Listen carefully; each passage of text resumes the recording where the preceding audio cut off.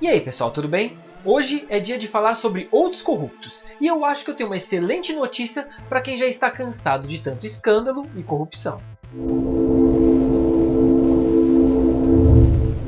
Apesar de ser uma delícia falar mal e xingar político corrupto, isso não muda o fato de que no Brasil a corrupção compensa e o poder público está apinhado de corruptos. E infelizmente isso não é novidade para ninguém.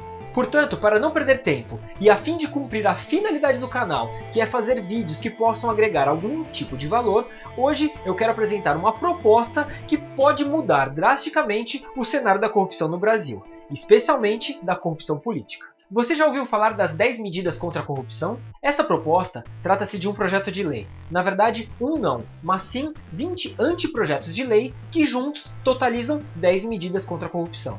Para você que não sabe, essas medidas foram elaboradas por aqueles procuradores que estão cuidando da investigação, ou melhor, da Operação Lava Jato. Mas antes de falar das medidas propriamente, eu preciso explicar de maneira sucinta o porquê a participação de todos é tão importante nesse projeto. A iniciativa de leis ou elaboração de leis, via de regra, cabe ao poder legislativo, mas também é possível a elaboração de leis pelos cidadãos. E aqui, quando eu falo cidadãos, eu me refiro a todos aqueles que possuem títulos de eleitor.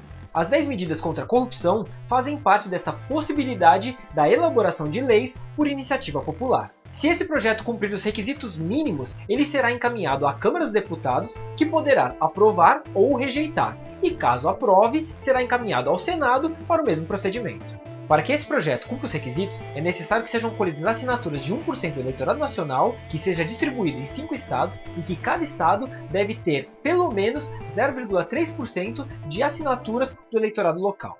Traduzindo, hoje o nosso eleitorado é composto por aproximadamente 150 milhões de eleitores. 1% disso equivale a 1.500.000 eleitores. Portanto, para que esse projeto possa ser apresentado à Câmara dos Deputados, é necessário que sejam colhidas 1,5 milhão de assinaturas distribuídas em 5 estados e cada estado deve ter no mínimo 0,3% de assinaturas do eleitorado local. Para você ter ideia, hoje, no Congresso Nacional, existem centenas e centenas de projetos de lei contra a corrupção, que estão devidamente estacionados e parece que não são ou serão concluídos. Então, por que eu deveria assinar ou participar desse projeto? O que muda? Boa pergunta. Na verdade, existe sim a possibilidade desse projeto não ser votado ou até mesmo ser rejeitado. Mas o diferencial é que essa proposta trata-se de um projeto de iniciativa popular. E é isso que a torna relevante e importante: a pressão popular.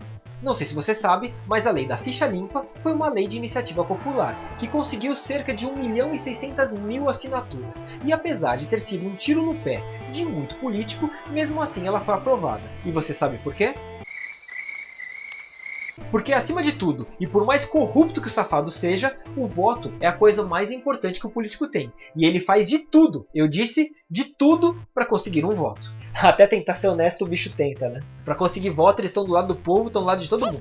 É importante saber que não vai ser fácil ou até mesmo rápido. Mas se todos colaborarem, eu tenho certeza que conseguimos vencer essa batalha contra a corrupção. Dessa forma, eu gostaria de pedir a todos que participem e assinem o projeto. E como eu faço isso? Você precisa imprimir a lista de apoiamento, como essa daqui, e preencher os campos. Cada folha comporta 8 nomes. Precisa imprimir? Sim. Não pode ser digital? Não. Precisa mandar pelo correio? Sim. É chato?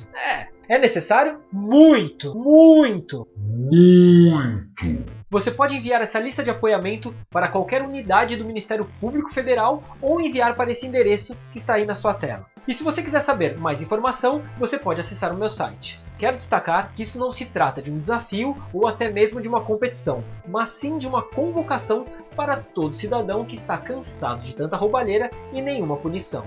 Infelizmente, meu canal é pequeno no YouTube, mas se essa iniciativa for parar em algum canal grande que tenha milhões de inscritos e abrace essa ideia, eu tenho certeza que num piscar de olhos conseguimos todas essas assinaturas, talvez até mais do que precisamos.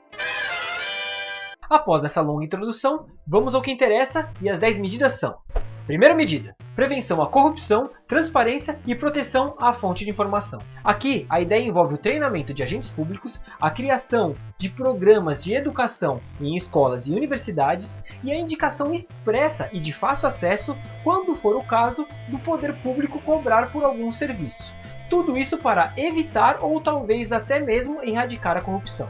Aqui também tem um ponto interessante. Com essa medida, haverá a possibilidade da realização de um teste de integridade, feito pela Corregedoria, Controladoria ou qualquer outro órgão similar de fiscalização, cujo objetivo é analisar a conduta moral do agente ou do empregado e a sua predisposição para praticar crimes contra a administração pública. Se você não entendeu direito, esse teste de integridade é tipo o teste de fidelidade do João Kleber, só que sério. Para, fora.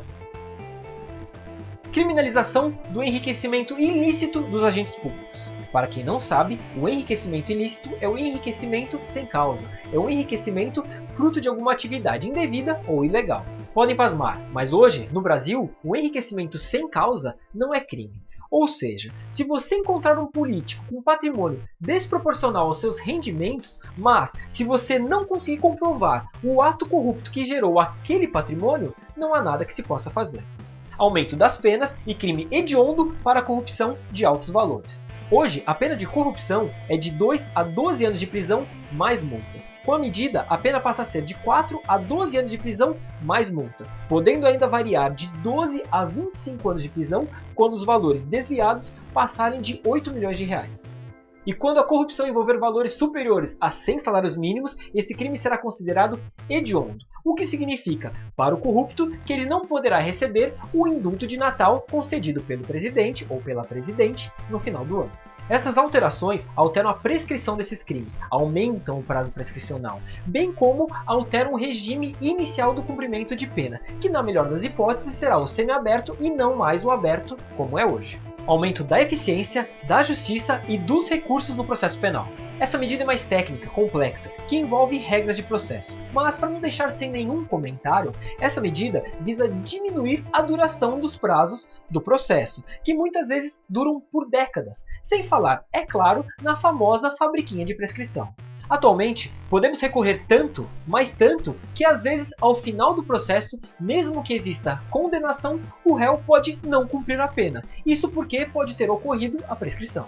Celeridade nas ações de improbidade administrativa.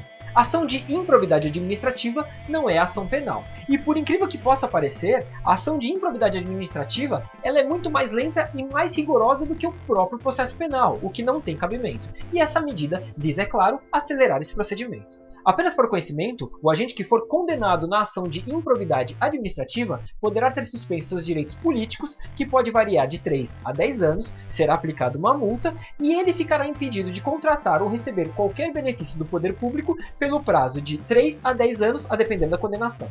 Reforma no sistema da prescrição penal. No momento em que ocorre qualquer crime, o Estado passa a ter o direito de punir o infrator.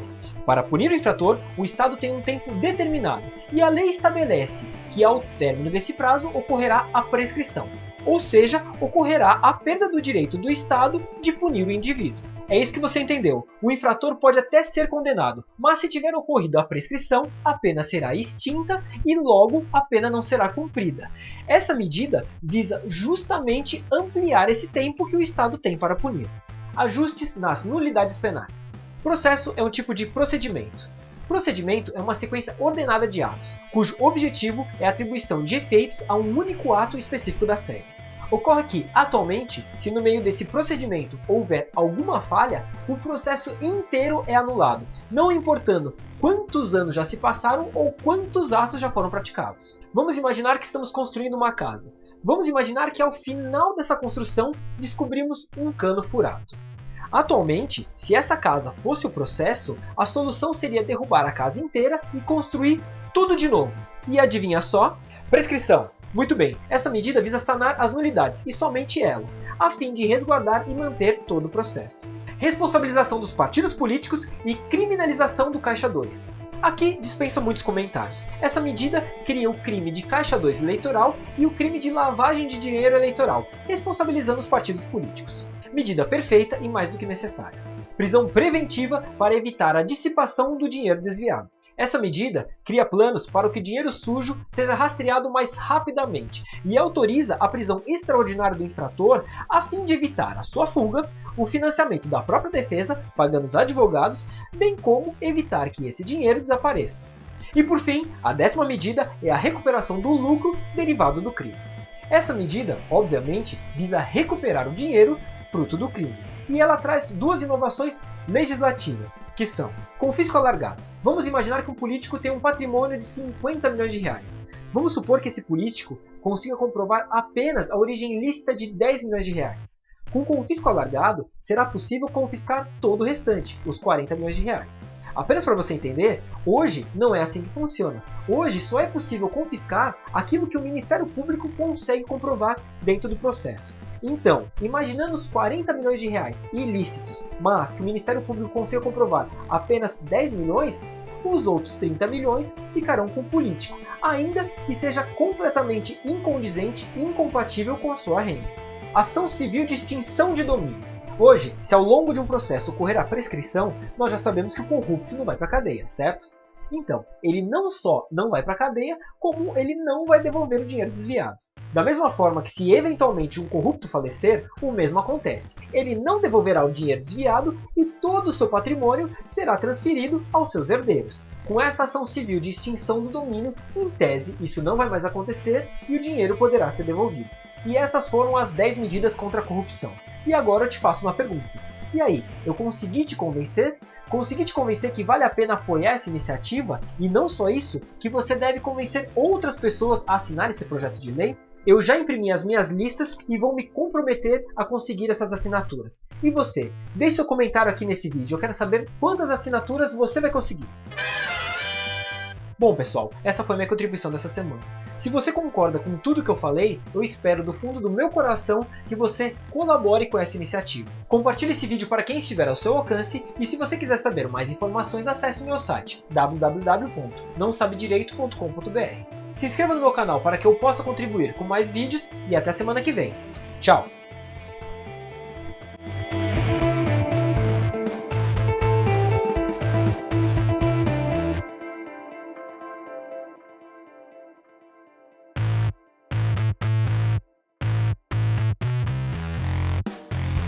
O juiz Sérgio Moro, os procuradores e delegados da Lava Jato já assinaram. Assine você também e colhe assinaturas. Acesse no link abaixo. A Lava Jato trouxe esperança, mas agora nós precisamos da sua ajuda. Vamos juntos construir um país mais justo.